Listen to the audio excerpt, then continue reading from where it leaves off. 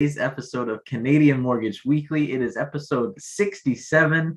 We're here with you on the second Thursday of March, the 10th today. We have an awesome video for you guys to continue credit month, and joined with us as always is Joe Bladek. Joe, how are you doing today? I'm not too bad. I'm really excited about credit month. Yes, March credit month, and glad to be here today. The weather seems to be getting warmer as well. We were just talking about spring, and yeah, I'm really excited about just the new season and just talking about credit month today. How about you? Yeah, I think it's going to be an awesome video and lots of great topics that we get to talk about over the next few weeks. I mean, last week was awesome with Ruth Ann. She shared a lot of good points, and yeah, definitely the weather has been nice. I can see almost half of my backyard now, which is, a nice change of pace to see some of that grass rather than just a mountain of snow. You bet. Yes, it was great having Ruth Ann on last night. You're right. Last week, she brought a lot of value and shared a lot of information about the Windsor market and just about, a little bit about how to get into the market when rates do change and how to use that to your advantage. I remember her bringing up a good point about how when the market does have a rate shift, that there's a lot of opportunity for buyers to get in while the market is a little bit nervous. But yeah, the weather is shifting. You're right about that. And very happy that as I'm going for walks outside, it's just getting warmer. I feel like sometimes I don't even need to wear a scarf anymore or get rid of the hat, that kind of thing. And that's always encouraging. Yeah, that's right. We're in the stage where we're, shedding layers, day by day. I mean, I know that there's going to be probably at least one more nice ice storm or one more blast of winter before we're out of the out of the woods, but enjoying it while we can.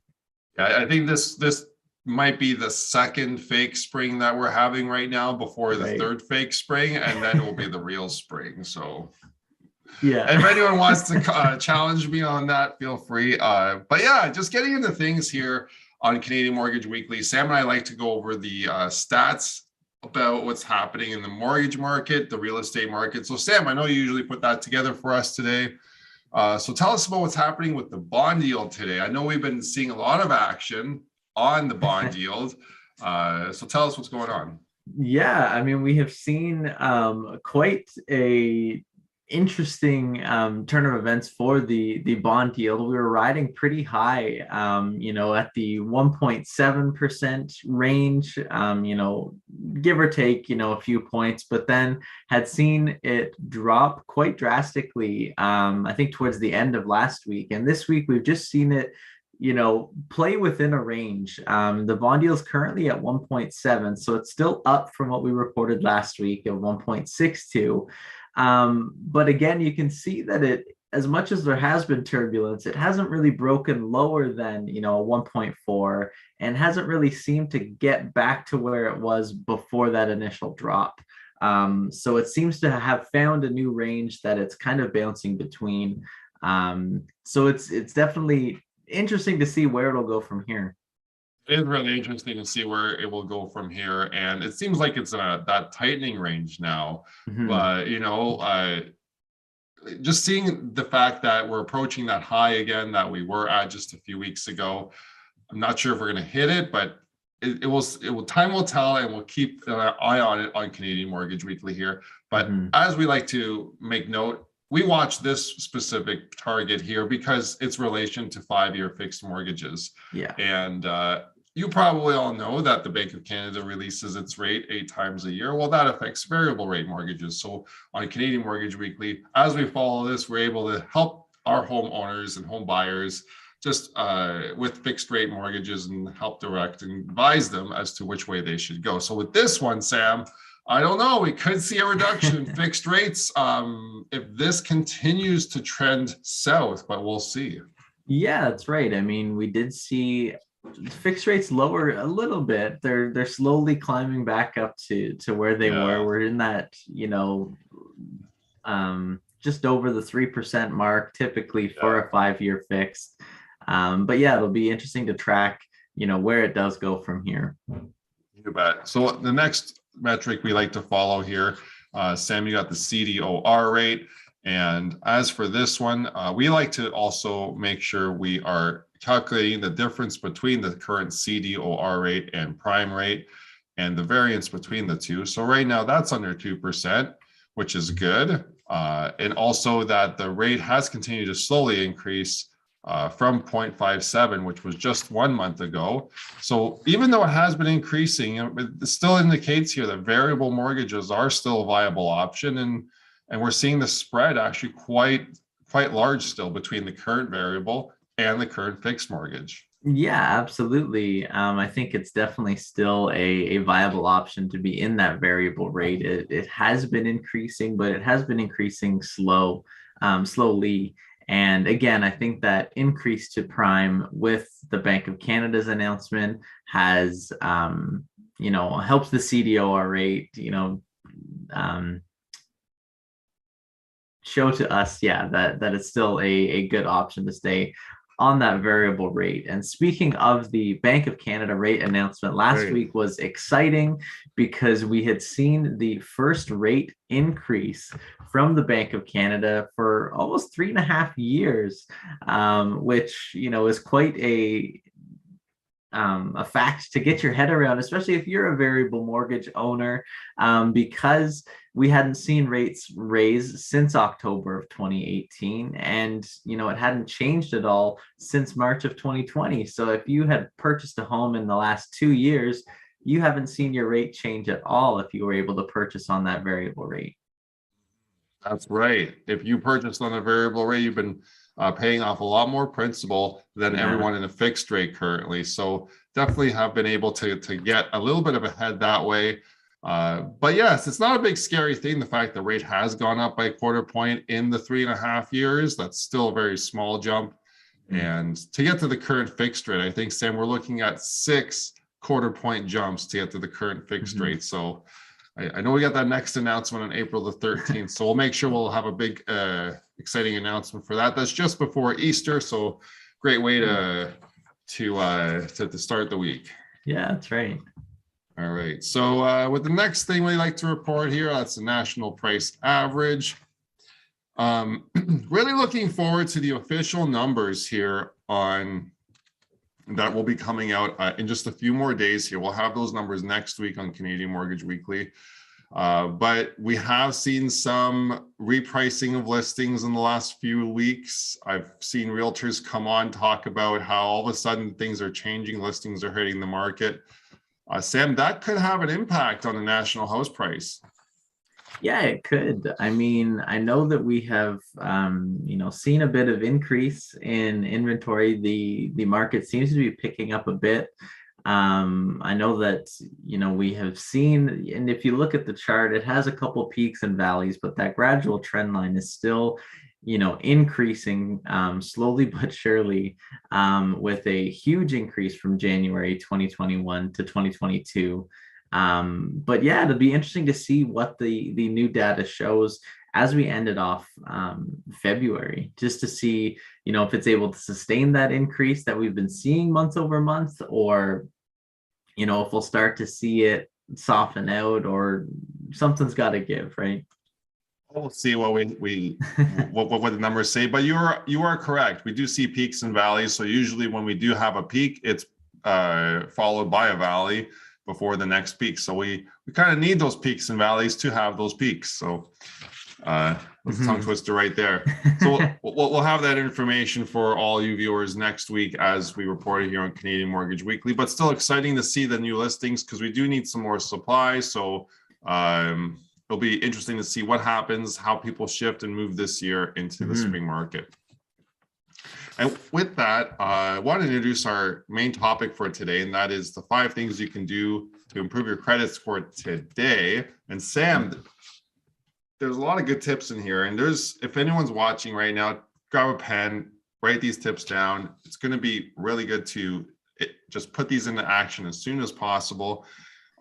These are tips that, Sam, people can just take advantage of and start using them today, and their credit score should increase from being able to use these tips. Yeah, that's right. I think that there is a lot of a lot that people don't necessarily know about their credit score, how it's calculated, some tips to get ahead of it. I think, just kind of the standard baseline information for everybody is to make payments on time, make sure you're at least paying that minimum balance that's owing. But there are some tricks to help you actually increase your score. And exactly like you're saying, there are things that you can start implementing today. So it's really exciting to be able to kick off credit month by showing you guys some ways to really actively, take control of your credit score and start building it. It really is. With that, our first tip that we have, and it's something that, a lot of people, once they realize, they're like, oh yeah, that makes sense. But it's keeping your utilization ratio down. And what that is, in just so we can all understand, it's just how much you're borrowing compared to your limit. So an example that I love to use is the comparison of someone having a $100 balance. $100 balance on a $1,000 card versus a $100 balance on a $10,000 card. Now, $100 on a $1,000 limit card is 10%, but $100 on a $10,000 limit card, that's 1%. So your utilization ratio will go much lower the higher limit you have. So that's one way to look at it there. And if it's possible, do keep your utilization ratio less than 50%, and that's per account. So say if you have credit card A and credit card B, it's good to keep both ratios under 50%. Don't just load it all up on one card, because having a ratio that's less than 50% will help your score stay in that high range. Yeah. And that's probably one of the biggest portions of what goes into calculating your credit score. And I know that we have seen, some cases where we've seen some negative credit, and then we find that, a couple cards maybe are dipping into the overdraft a little bit, or they're sitting really close to that limit. So it's not always easy to stay under that 50% utilization ratio. But I mean, I know usually every few months my bank offers me a limit increase. So you can take that to your advantage, accept the limit increase, and thank the bank for helping you build your credit score a bit faster. Yeah, that's a good tip there, Sam. Just by increasing your limit, your utilization ratio will go down, and it is in effect raising your score that much more. So great point there. And so always take a limit increase if possible. The only way I wouldn't recommend taking a limit increase is if you don't really think that you'll be able to restrain yourself from using it improperly, I guess. So always use credit responsibly if you are using credit. The second tip that you can take advantage of today, and Sam, that's the statement date versus the due date. So that's a big deal in terms of how the lenders see your credit card accounts. I know we talk to a lot of people that come to us and say, oh, Joe, we have no debt. We pay off our credit cards by the due date every month. But how does the lender see that?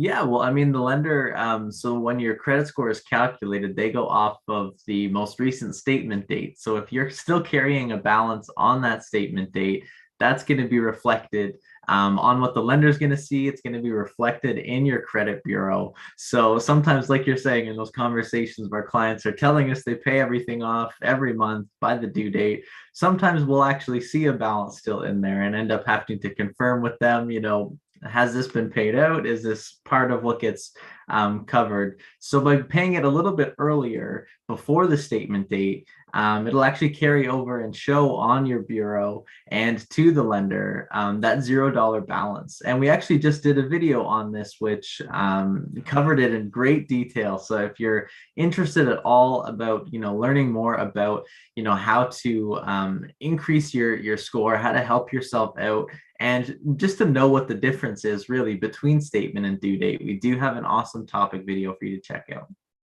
Sam, thanks for reminding me about that topic video that we did. Check out our YouTube channel to see that video. But yes, you're absolutely right. If the debt's not paid by the statement date, it's actually considered still a debt, not paid off every month. Even though the client may pay it off by the due date, it needs paid off by the statement date. So definitely check into your credit card providers as to when your statement date is, and make that a note on your calendars to make sure that when you are paying off your credit card, try to do it by the statement date and not by the due date. Now, another credit tip, number 3, Sam, out of 5, really pumped about this one because it's something someone can do pretty easily online, or in the store, possibly if you're doing that, or if stores are offering this still with COVID, but is increasing the number and type of accounts that the person has with credit. So, if you have a MasterCard or a Visa, maybe get the other one, MasterCard or a Visa, right? So you have a MasterCard and a Visa, or if you have already a few credit cards, maybe you can get a line of credit to differentiate and show different accounts. And Sam, there's other ways that people can show credit as well on their credit bureau. Yeah, I mean, I know that I don't think I've done a single deal where someone hasn't had at least one car loan on their application. That's right. And that counts as a credit line. And again, there's the difference between, a revolving credit account where, as well as installment, where you're making those payments. And that's another thing, that by having, multiple accounts, it just communicates to the lender and to, the credit bureau that you are financially stable, that you can juggle multiple different accounts. I know that some people maybe put everything in one basket, and that's still good if you have maybe one card and you're paying that off by the statement date, your utilization ratio is good. But if you do want to maximize it, adding an extra credit line can really help you to do that. Yeah, definitely. So that's number 3, and thanks, Sam, for that. We're almost getting to the end of this here, everyone.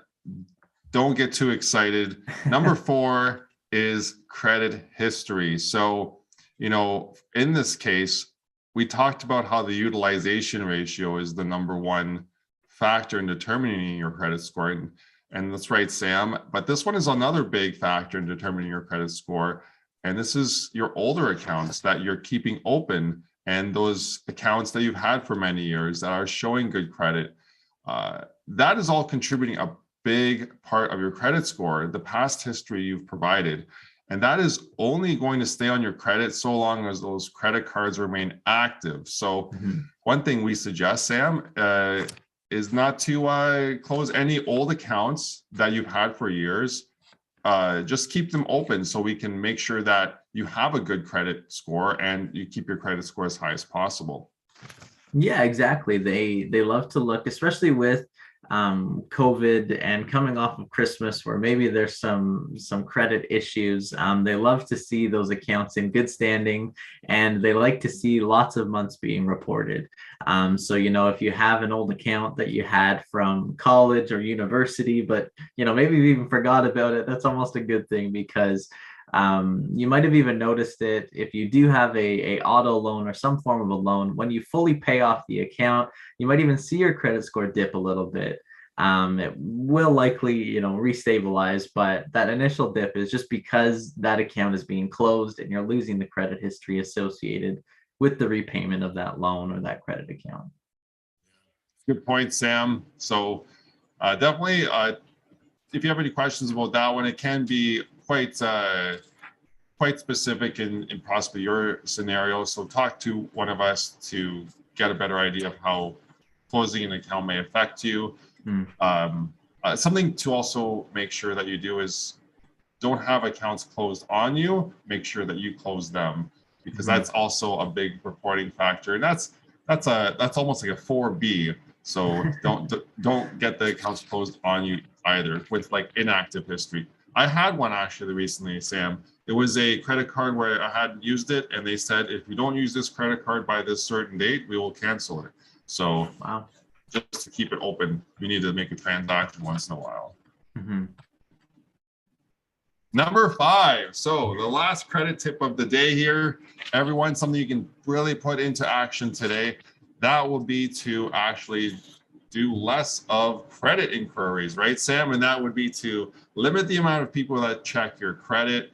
Only do that in the absolute case where you want to move forward with some sort of financial instrument of any kind, but only at that point. So Sam, limiting the amount of inquiries, that is something that we see a lot of when we pull a credit file on our end. We'll see how many credit inquiries this client has had in the past 24 to 48 months. And sometimes it can be quite a long list. That's right. I mean, and the scary thing is it can sneak up on you if you're not aware that, you know, each of them is a hard check and is, you know, reported and recorded on your credit bureau. I know we've looked at some where, you know, even when they were looking to get the car loan that, you know, they have, we can see 2 or 3 different, you know, auto dealers that were looking at their credit over the period of, you know, a few months. And it really doesn't communicate the best story to the lender when they see that, you know, there's already been 4 different banks looking at your information to see if you can qualify for a mortgage.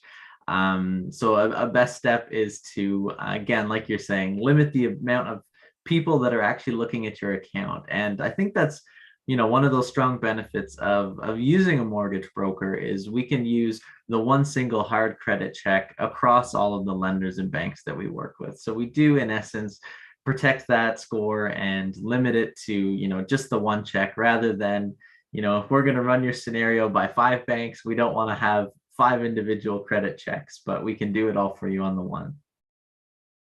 Great, Sam. That's a great point. And great point also about talking to a mortgage broker. Talking to someone like that, a mortgage professional, can really give you some options and provide you with some knowledge before even getting a credit check. We can help pre-qualify you and get some numbers to you just based on some of the information we ask for instead of the credit check. So definitely give Sam and I a call if you're looking to get that set up. And speaking about Sam, Sam's a mortgage professional that lives in the Barrie area. And just a little bit more about him, because he's been on the show for quite some time now, 67 episodes. Yeah. You've been with the team for 2 years and originally moved from Ottawa. So it's always great to have you on the show today, Sam. Yeah, thanks for having me on the show. It was a lot of great information. I'm happy that we could chat about this. And for anybody who doesn't know Joe, Joe is a mortgage broker up in the Barrie, Aurelia area, living there with his wife and 2 kids in the industry for over 11 years. So thank you, Joe, for being on the show and sharing some of your insight and expertise in the industry. Thanks very much, Sam. And also thank you to all of you today joining us on Canadian Mortgage Weekly. We invite you to join us next week for episode 68 on Canadian Mortgage Weekly, Canada's weekly video mortgage news podcast, as we will be talking about the 3 ways hot water and furnace and air conditioner rental contracts can impact your credit score. You won't want to miss this one. Sam, we've seen a few of these and how they've come up on client files. That's right. You definitely want to get ahead of some of these issues. So it's going to be a great episode and a lot of details that you're not going to want to miss. All right. Thanks very much again, Sam. And thanks everyone for watching. Follow, like, comment, or share our video, and we'll see you next time.